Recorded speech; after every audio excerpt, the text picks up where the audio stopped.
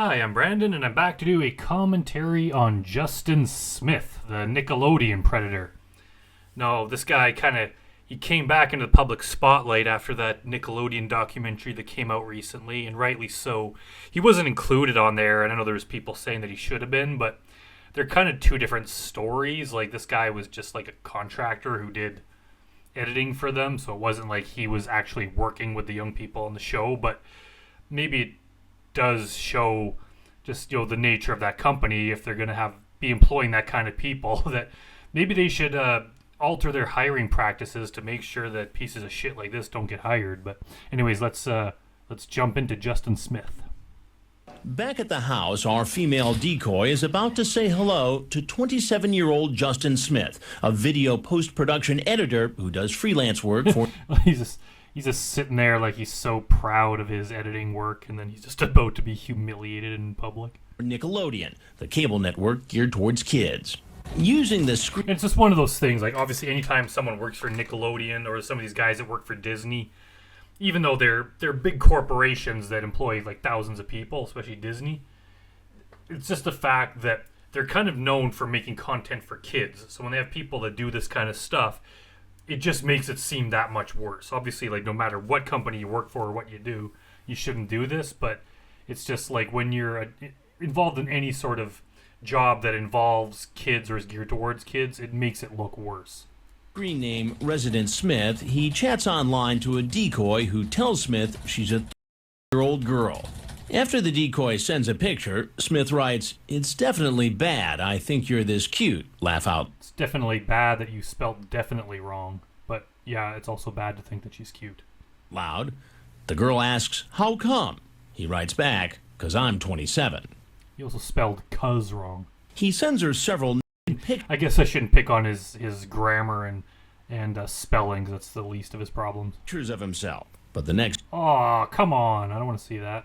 day, Smith seems to express regrets. "It can be dangerous," he writes. The girl asks, "How come?" Smith replies, "'Cause it's illegal." Over the course of 10 days, Smith sends her links to 40 videos. Yeah, like, he says it's illegal, and then he just keeps sending her pictures and videos, showing everything from oral sex to sex among multiple partners. He tells her when he comes over, he wants to perform oral sex on her. And now, here he is, walking into the house. Hey, come on in. How are you doing? Good, how are you? Awesome. Good. I made us some drinks. Awesome. And we have a hot tub. Awesome. I really liked your videos, by the way. Did you really? So how have you been? I've been good. It took me like 21 minutes to get down here because there was so much traffic. Are you serious? Like, he didn't round it down to 20 minutes, like 21 minutes. This guy's just so obsessed with the exact amount of time that it takes to get somewhere. Like, it's such an odd thing to say. Where do you live? North Hollywood. Oh, that's not bad. We had a lot to talk about, you and I. Why don't you just have a seat right there, please? And actually, if you guys watch Piss Hansen's channel, he had Danny the Decoy on there for a couple of his uploads where they go over the sting, and it's very interesting to see her point of view and all this kind of thing. So definitely check out his videos. Okay. No, I need to. Well, he puts up his hand. "Stay away from me, Chris Hansen." At least, like, this guy, in a way, he was smart enough to just run off. Like, a lot of the guys, if they stick around and say a bunch of funny things, obviously they're going to be on TV even more. So if they just run, then there's not enough content to put on TV. Of course, this guy makes the mistake of going out there and then bawling like a little baby, so he gets humiliated on the show anyway. But you could tell he's just scared. He just runs for the door. Seriously, Sorry. you're going to want to talk to me. I'm sorry. Trust me on this, man. Now, you... Trust me on this. Nah, Chris, sorry, I don't trust you. It's probably not in anyone's best interest to talk to you, except for TCAP fans. Obviously, we benefit from it, but from the point of view of the Predator, it's best if they just run away, because they'll be featured less on TV. You work at Nickelodeon, huh? No. You don't. What's your name? Yes, you do. Don't lie. Don't lie as you're running away, Justin. Like, he looks back. Is this guy following me? Get on the ground! Get on the ground! Get on your knees! Put your hands on the back of your head.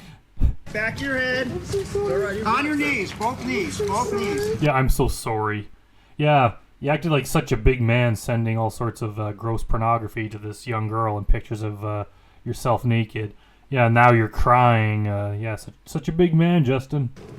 I really wasn't going to do anything. Yeah, right. Yeah, it's funny how many of these guys were not going to do anything right up until the minute they're caught. That's when they decide they weren't going to do anything. But right before that, I could see maybe if there was a predator that came in before they knew Chris Hansen was there, before they knew they were on camera, and they said, I'm wrong, I shouldn't be doing this, I just came by to tell you that, it was wrong, we can't do it. Okay, maybe we could believe them that they weren't going to do anything. But the thing is, none of them actually say that until they're confronted or arrested, and then they decide, how wrong it was for them to do this thing that they were going to do. I swear to God. Smith is taken to the processing center where a police investigator interviewed. Oh, there's what's his first name? Something Kalantari, I think. Is that who that guy there sitting there is? I'd be lucky if I have any sort of resemblance to my job, to my friends, to the way my family perceives me, to the girlfriend I've had, the dog we have together. Yeah, like, what do you want from us? Like, sympathy? It's like, you deserve to lose those things if you do this kind of horrible act. Like, he thinks that people are going to be like, yeah, you're right, we don't want to ruin your life for you, so we're going to let you get completely off the hook just so your life isn't ruined. Like, you were trying to do a horrible thing, and I doubt that she's the only one who's trying to do this to. He's just, at the very least, online all the time, sending pornography and pictures of his dick to underage people. And this happened to be this one that he went to actually meet. And if he's willing to do it this time, it probably means that if the situation presented itself, he would have done that with any number of young girls. So he's trying to ruin their life and do all this horrible stuff that's going to negatively affect them. And now he wants us to be, have sympathy for him and feel bad for him because he's gonna look bad in the eyes of his parents and his girlfriend or fiance who he was blatantly going to cheat on.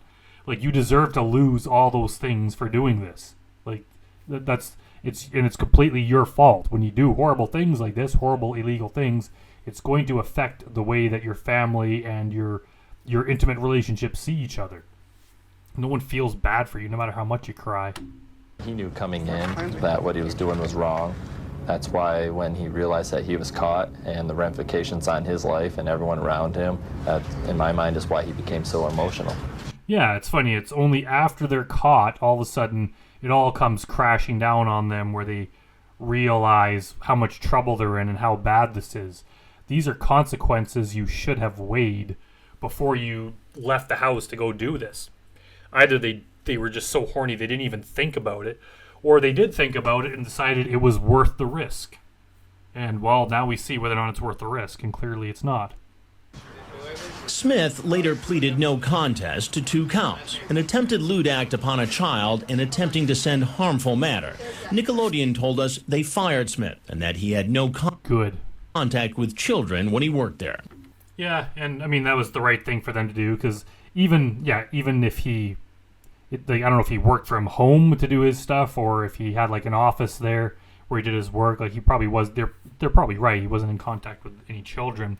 But just the fact that they make children's content, and even if they didn't, any sort of business, you just wouldn't want someone like that there, because you can't be trusted. You just don't want to be around someone like that or have them associated with your business.